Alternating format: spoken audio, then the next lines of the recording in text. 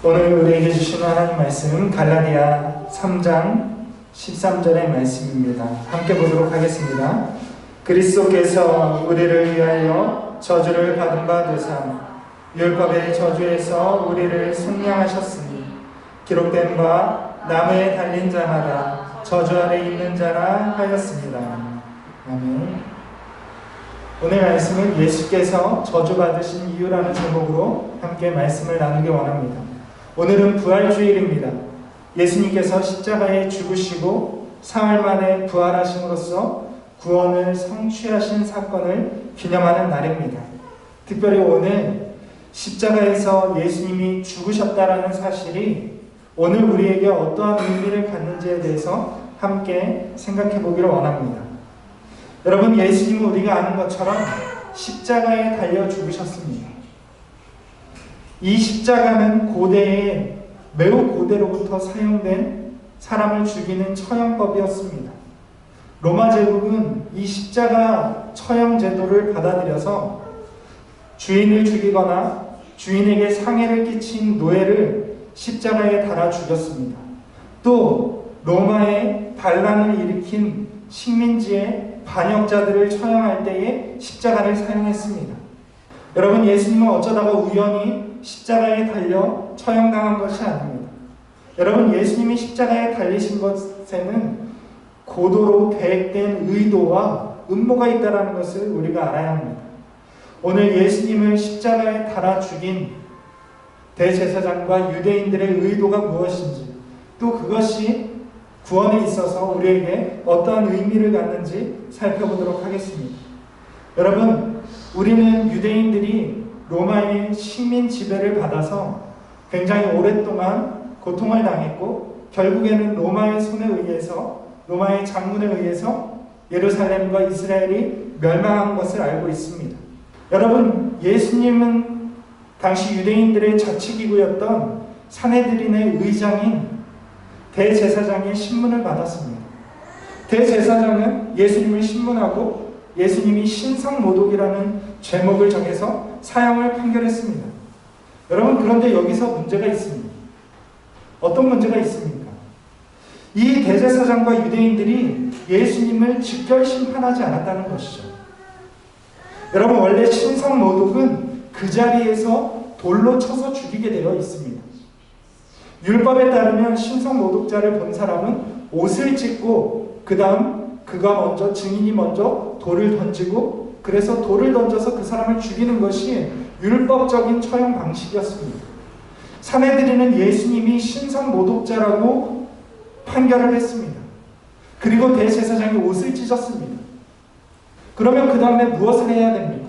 돌을 쳐서 신성모독자를 죽여야 합니다. 그런데 이 사내들인과 대제사장은 돌을 던지는 투석형을 하지 않았다는 것입니다. 그리고 어떻게 했습니까? 로마의 당시의 예루살렘 총독이었던 빌라도에게 찾아갑니다. 자기들이 죽일 수 있었는데 굳이 로마의 총독이었던, 예루살렘을 다스리는 총독을 찾아가서 이 예수를 십자가에 달아 죽여달라고 요청했다는 것입니다. 그러자 빌라도가 이렇게 얘기합니다. 너희의 법대로 해라. 너희에게 법이 있으니, 그리고 너희가 재판을 할 수 있는 권한이 있으니 너희 법대로 해라. 그런데 이렇게 이야기합니다. 우리에게는 사람을 죽일 권한이 없나이다. 여러분, 이것은 반은 맞고 반은 틀립니다. 사실 로마는 식민지에 사형 권한을 주지 않았습니다. 법적으로 사형을 할 수 있는 것은 로마의 재판기구, 로마의 재판권을 가진 총독과 통치자들만 사형을 내릴 수 있었습니다. 그런데 여러분, 사내들이는 실제로 사형을 집행할 수 있는 권한과 힘이 있었다는 것입니다. 예수님 부활하신 얼마 후 우리 교회의 초대 순교자였던 스데반이 어디에서 죽었는지 아십니까? 사내들인 법정에서 신성모독으로 판결을 받고 그 자리에서 돌에 맞아 죽었습니다. 여러분, 예수님이 죽은 시점과 스데반이 죽은 시점은 그렇게 먼 1년도 채 차이 나지 않는 짧은 기간입니다. 그러니까 사내들이는 사실상 사람을 사형시킬 권한이 있었다는 것을 보여줍니다. 로마 총독도 자기에게 사형 권한이 있다는 것을 알았지만 사내들인이 얼마든지 범법자들을 사형하는 것을 눈감아 줬습니다. 밀란이 일어나거나 혹은 자기에게 피해가 가지 않는 선에서는 얼마든지 사형을 눈감아 줬던 것입니다. 그러니 사내들인에서는 예수님을 돌로 쳐서 신상 모독에 대한 법대로 처형할 수 있었습니다. 그런데 이 사내들인과 대제사장은 예수님을 그렇게 돌로 쳐서 죽이지 않았다는 것입니다. 여러분, 그렇습니다. 대제사장은 또 유대인들은 예수님을 로마 법정에 세웠습니다. 단순히 자기들의 손을 더럽히지 않기 위해서가 아니라 예수님을 십자가에 못 박기 위해서 로마 법정에 세웠던 것입니다. 여러분, 대제사장과 유대인들은 예수님을 원하지 않았습니다. 왜냐하면 이들이 원했던 메시아는 로마를 몰아내고 성전 중심의 유대교를 다시 한번 회복시킬 메시아를 원했기 때문에 그렇습니다. 그래서 대제사장과 사내들인 공회 또 유대인들은 예수님을 십자가에 못 박을 계획을 꾸민 것입니다. 여러분, 어째서 그렇습니까? 신명기 21장 23절에 보면 여러분, 십자가 처형이 갖는 의미를, 유대인들이 생각하는 의미를 우리가 알 수가 있습니다. 신명기 말씀에 보면 나무에 달린 자는 하나님께 저주받았습니다 라고 기록하고 있습니다. 여러분, 십자가를 무엇으로 만듭니까? 나무로 만들죠. 여러분, 나무에 달려 죽는다는 것, 십자가에 달려 죽는다는 것은 하나님께 저주받았다는 표시입니다. 그래서 유대인들의 사용 방식은 투석형이거든요. 그런데 하나님의 저주를 받은 중죄인들에게는 투석형을 한 다음에 시체를 나무에 달아두었습니다. 그런데 이 유대인들, 이 대제사장과 사내들이는 예수님을 십자가에 못 박아 죽을 계획을 꾸몄습니다. 예수님이 메시아가 아니라 하나님의 저주를 받은 인간이다 라는 것을 사람들에게 보여주기 위해서 예수님을 십자가라는 나무에 매달라고 소리쳤던 것입니다. 여러분, 대제사장과 유대인들의 계획은 성공하는 듯 보였습니다. 여러분, 예수님은 어떻게 됐습니까? 총독 빌라도는 예수님을 십자가에 못 박게 내주었고 예수님은 십자가에서 숨을 거뒀습니다. 여러분, 대제사장과 또 유대인들의 계획대로 예수님은 하나님의 저주를 받아서 십자가에 달려 나무에 달려 죽게 된 것입니다. 여러분, 어떤 이유로든 나무에 달린 것은 하나님의 저주를 받았다라는 표시입니다. 그렇기 때문에 이제 더 이상 예수님이 사람들로부터 메시아로 인정받을 수 없게 된 것입니다. 여러분, 유대인들, 대제사장은 이것을 노린 것입니다. 예수님이 종교적으로 메시아로 인정받을 수 없게끔 하나님의 저주를 받은 인간이 되게끔 십자가에 달아 죽인 것입니다. 자기들이 돌을 던져서 죽일 수도 있었지만 굳이 끝끝내 십자가에 나무에 매달아 죽였던 것입니다. 여러분, 그런데 놀라운 일이 일어났습니다. 무슨 일이 일어났습니까? 예수님께서 사흘 만에 무덤에서 나와 부활하셨던 것입니다. 유대인들의 신앙 체계에서는 절대로 일어날 수 없는 모순이 일어난 것입니다. 여러분, 말씀드린 것처럼 나무에 달린 자는 저주받은 상태입니다. 하나님의 저주를 받은, 도무지 용서받을 수 없는 죄인을 뜻합니다. 그런데 하나님이 그 죄인을 어떻게 하셨다는 것입니까? 부활시키셨다는 것이죠. 다시 살렸다는 것입니다. 여러분, 이것은 동시에 절대로 일어나서는 안 되는 일입니다. 여러분, 그렇지 않습니까? 부활은 하나님의 영광을 상징합니다. 하나님의 사랑을 받고 하나님의 기뻐하심을 받는다라는 것을 상징합니다. 여러분, 그런데 어떻게 하나님의 저주를 받은 자가 하나님의 영광을 입을 수가 있습니까? 이 두 가지 일은 동시에 일어날 수 없는 것이죠. 유대인들은 절대로 일어날 수 없는 일이라고 생각하는 일이 일어난 것입니다. 여러분, 그렇습니다. 하나님의 영광과 하나님의 저주는 결코 공존할 수 없는 개념입니다. 저주받은 자가 부활의 영광을 입을 수가 없는 것입니다. 여러분, 그래서 철저한 바리새인이자 철저한 유대인이었던 바울은 이 모순에 대해서 오늘 우리가 읽은 갈라디아 3장 13절 말씀에 우리에게 이 모순이 어떻게 일어난 일인지에 대해서 설명해주고 있습니다. 어떻게 하나님의 저주를 받은 예수가 어떻게 하나님으로부터 부활의 영광을 입게 되었는가를 오늘 바울이 회심한 이후에 깨닫고 이것을 많은 사람들에게 가르쳐주고 있는 것입니다. 오늘 본문에 따르면 무엇을 이야기하고 있습니까? 예수님께서 하나님의 저주를 받은 까닭이 등장하고 있습니다. 그것이 자신의 죄 때문이 아니라 우리를 위해 저주를 받았다라고 바울은 이야기하고 있습니다.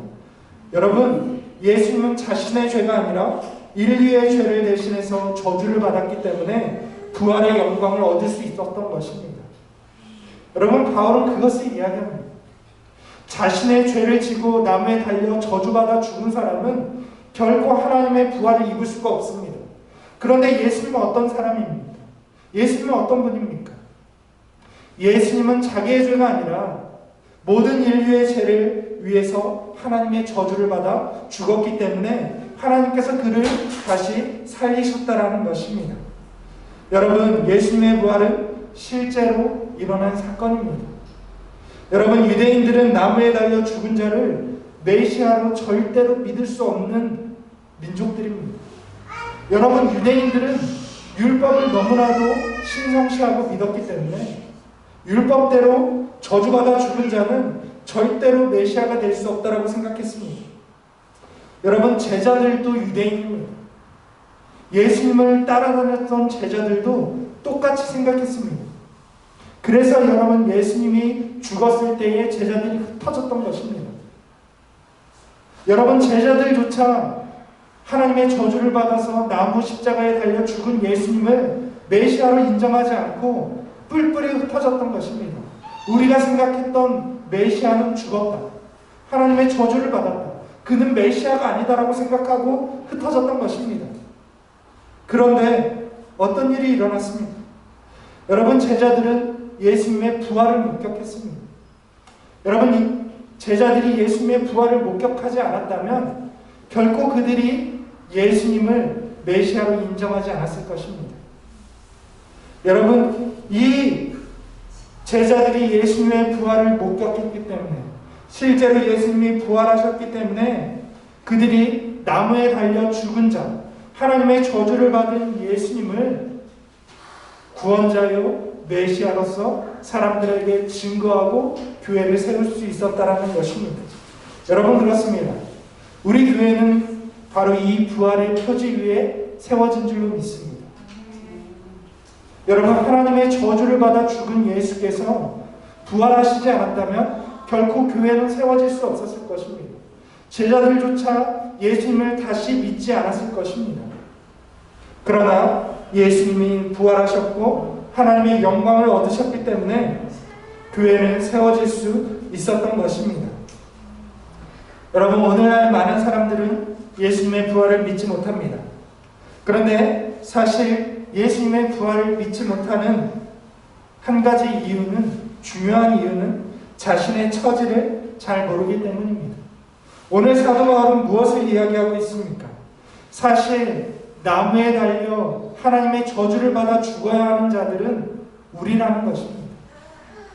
우리를 위해서 예수님이 십자가 지셨다라는 말은 사실상 하나님의 저주를 받아 비참하게 나무에 달려 죽을 저주의 운명을 가진 자들이 우리라는 것을 보여주는 것입니다. 여러분, 저주의 운명을 가지고 태어난 것은 바로 우리 자신들입니다. 예수님은 그런 저주의 운명으로 태어난 우리를 대신해서 십자가에 죽으신 것입니다. 자신이 하나님의 모든 저주, 우리가 받아야 할 모든 저주를 대신 받으신 것입니다. 여러분, 그렇기 때문에 우리는 자신이 어떤 존재인지 바르게 깨달아야 합니다. 그리고 우리 존재가 하나님의 저주를 받아 나무에 달려 죽을 수밖에 없는 사람들이라는 사실을 깨닫게 되면 예수님의 부활을 믿지 않을 수 없게 되는 것입니다. 여러분, 우리를 위해서 예수님께서 우리를 대신해서 십자가에 달려 죽으셨습니다. 하나님의 저주를 우리 대신 받으셨습니다. 그리고 그분이 다시 부활하셨습니다. 우리를 대신해서 십자가에서 죽으신 그분은 우리에게 또한 자기의 부활을 나눠주시는 분이십니다. 여러분, 이 부활이 제자들에게 증거가 되어서 그들의 믿음이 되었습니다. 예수님의 부활을 믿지 않는 사람은 아무것도 믿지 않는 사람입니다. 여러분, 수많은 신학자들이 예수님의 부활을 믿지 않으면서 예수님을 믿는다라고 고백했습니다. 오늘날도 마찬가지입니다. 예수님을 믿는다라고 하지만 예수님의 부활을 믿지 않는 그리스도인이 너무나도 많습니다. 미국에는 절반이 넘는다고 합니다. 미국의 기독교인이라고 스스로 생각하는 사람들 중에 절반은 예수님의 부활을 믿지 않는다는 것입니다. 여러분, 부활이 없으면 아무것도, 우리의 믿음은 아무것도 남지 않게 됩니다. 여러분, 교회는 부활 위에 세워졌습니다. 하나님의 저주받은 자가 부활의 영광으로서 다시 한번 메시아로 인정받게 된 것을 우리는 믿음으로 고백하는 자들입니다. 여러분, 그 부활에 감사하며 그 부활의 증인이 되는 저와 여러분들이 될 수 있기를 주님의 이름으로 축원을 드립니다. 예수님의 제자들이 부활을 목격하고 부활의 증인이 되어서 교회를 세웠던 것처럼 우리가 예수님의 부활의 증인이 되어서 예수님의 부활을 증거하고 교회를 세우는 저와 여러분들 될 수 있기를 주님의 이름으로 축원을 드립니다.